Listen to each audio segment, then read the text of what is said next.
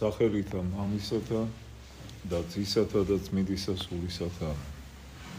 ტიმოთე იერუსალიმელი ხუცესის ნათქვამი ქრისტეს შობიდან მე-40 დღისათვის თუ როგორ მიიყვანეს მაცხოვარი ტაძარში მარიამმა, მისმა დედამ და ქალწულმა და იოსებმა და როგორ აკურთხა ის სვიმეონ წინასწარ მეთქვებმა.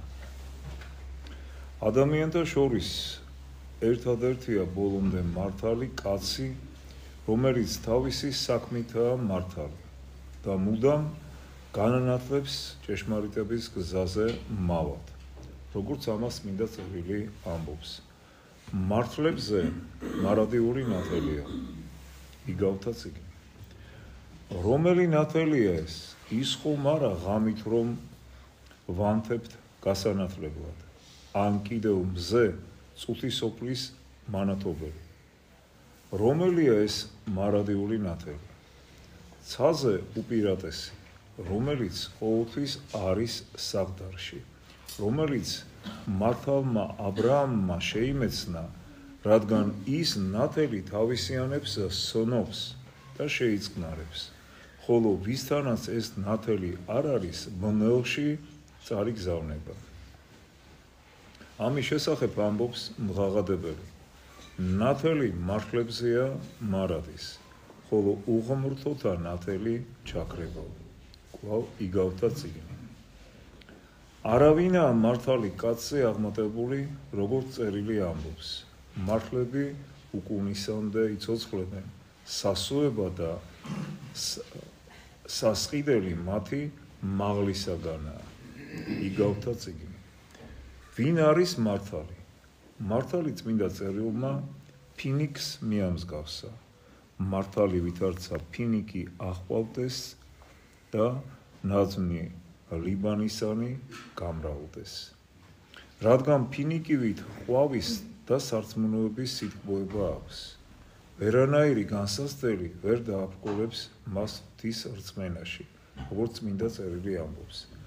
მრავალი ჭირია მართალთათვის ადამიანთა თავს და ყოველივესაგან უფალი იხსნის მათ.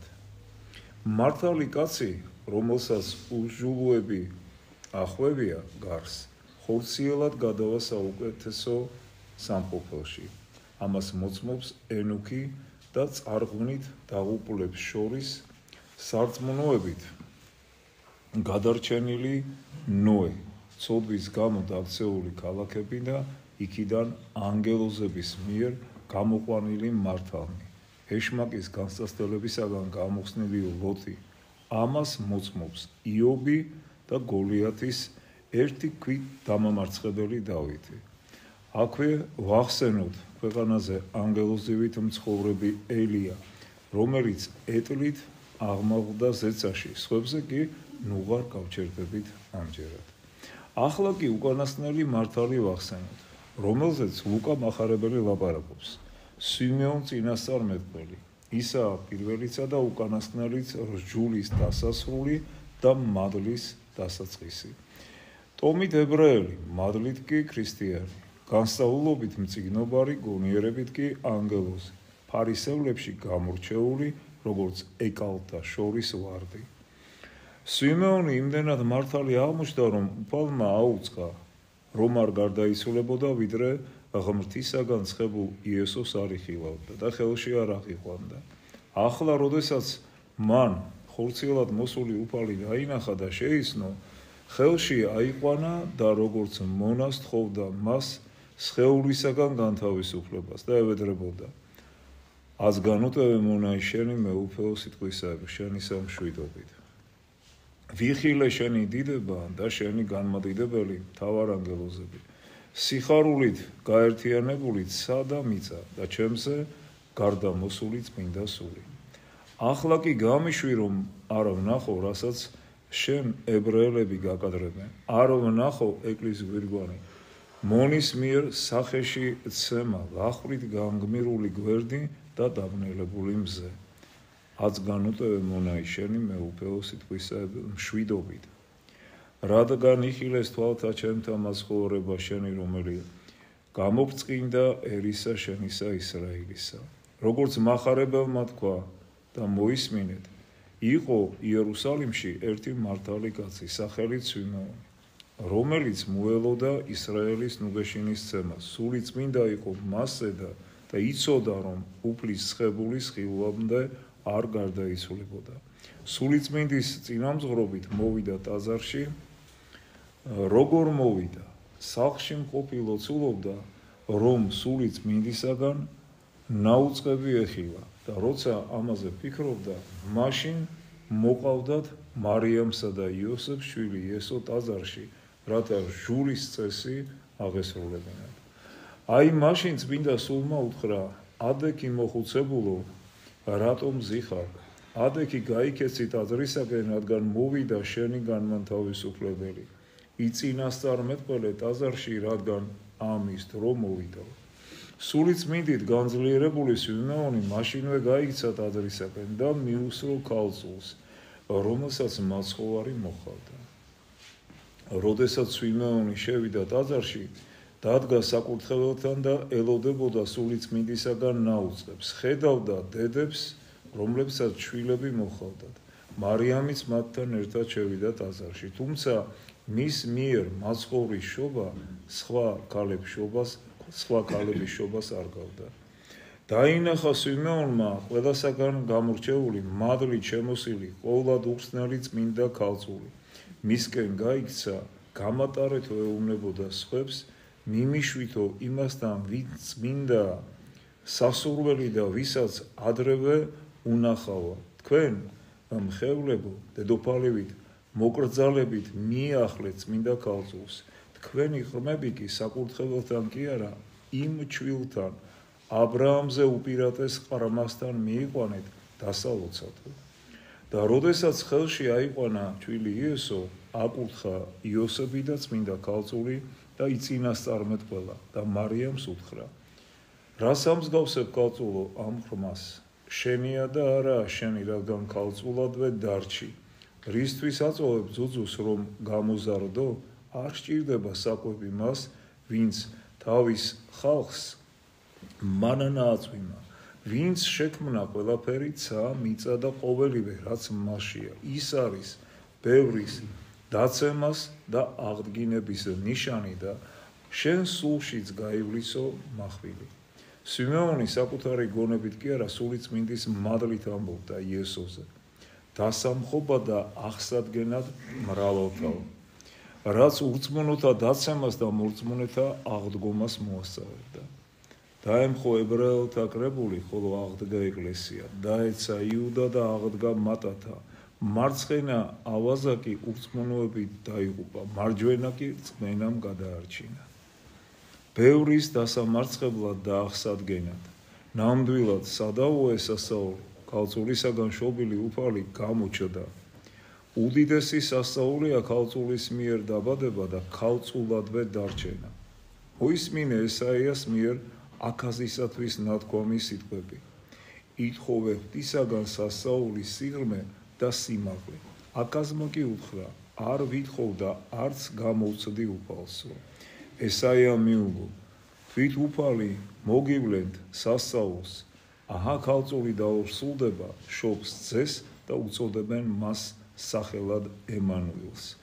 ქალწულისაგან სასწაულებრივად დაბადებულზე მრავალთათვის საკამათო რომ გახდა, თქვა სვიმეონმა, დასამღობა და აღსადგინებლადო და შენ სულშიც გაივლისო מחვილიო, უთხრა მართალმა სვიმეონმა მარიამს.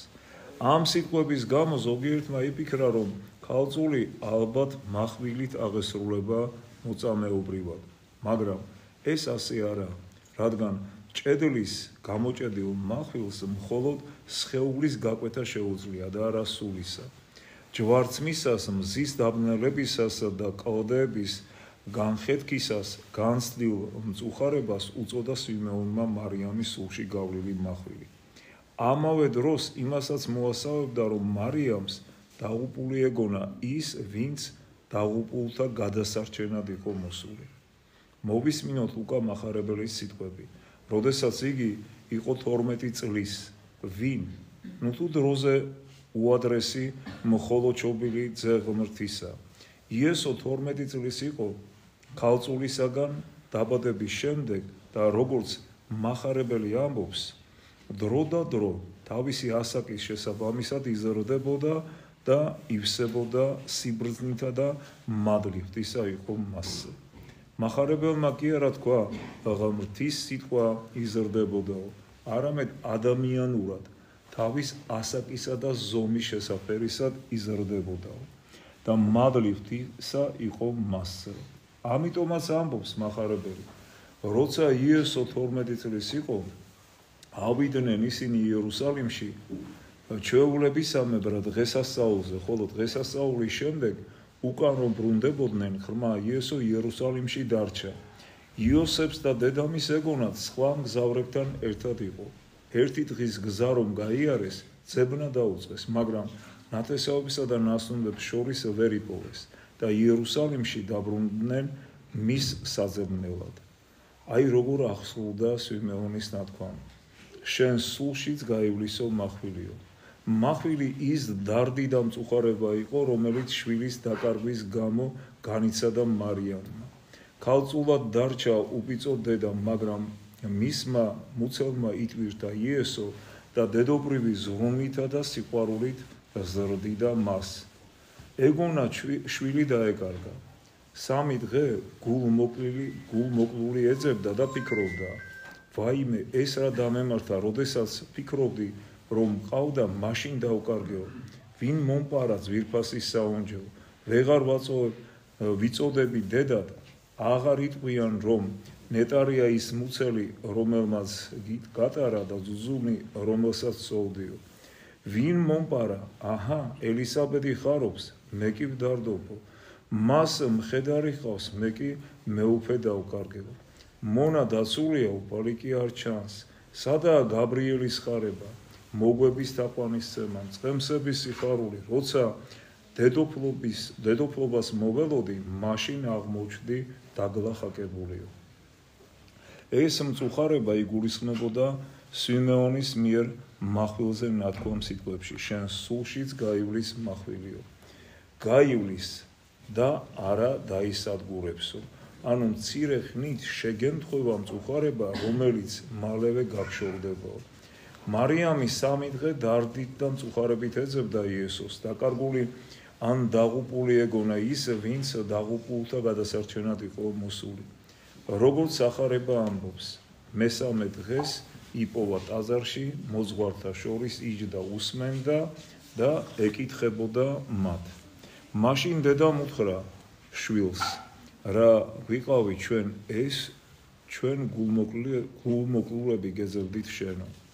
როგორც ვთქვით, სვიმეონის წინასწარმეტყველება შენ სულშიც გაივლის მახვილიო შესრულდა და ქალწული ეკითხებოდა იესოს, რატომ ჩვენთან ერთად არ წამოხვედი, ან რატომ დაჯექი მგლოვთ მოძღვრებთან. მათ ეკითხები და ასწავლი იმას, რაც თავად არ გისწავლიაო. ისინი კი როგორც მტაცებელი ცხვარს ისე იყურებენ. უფალმა კი ამით თავისი ღვთაებრიობის საიდუმლო გამოუცხადა და ადამიანურად უთხრა, რატომ მეძებდით? არ იცით, რომ მამაჩემის სახლში უნდა ვიყომეო. რას ამბობდა ჩემზე სვიმეონი? განა უფალი არ მიწოდა და ღმერთად არ მაღიარა მე? თქვენ კი ბავშვივით მეძებთ. ერთი მამა მყავს მე, თქვენ კი მხოლოდ მსახურება დაგადგინეთ.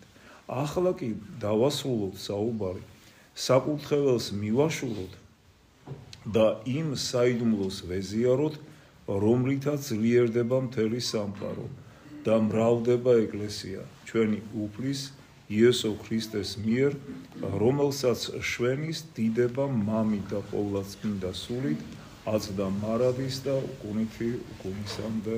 ამინ. ერთმა დაგლოცოთ და გაკურთხოთ. გილოცავთ მირქმის ბრწყინვალე დღესასწაულს.